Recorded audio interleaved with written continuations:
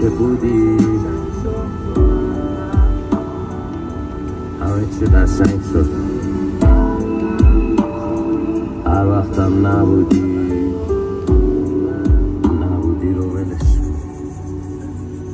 عشقم جونم همه چیزم، بذار همه زندگیمو به پات بریزم، بذار شاعرشم شعر تو بنویسم، بدون من عاشق کسی غیر خودت نیستم.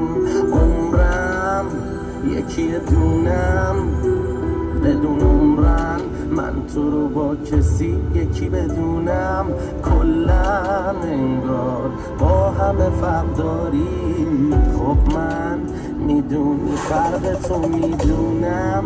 هر وقت که بودی همه چی قشنگ شد، انقدر تو خوبی میره بالا توقع. هر وقت نبودی من فقط زدم بار، هر کجا زدم تو خاکی زدی تلنگر. نذاشتی هیچ موقع پرشم از تنفر، فقط تو کاری کردی زندگیم برق خورد.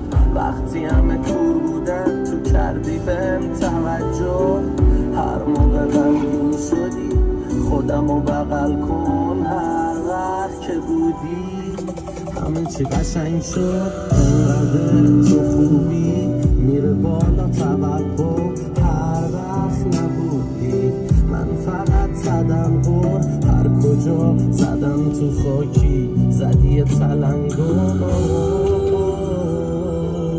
از بلندای نگاه تو فقط پروازه و پرواز و پرواز، نه محضر لازمه نه حلقه خوب، اما توی محرم توی همدم توی همراز.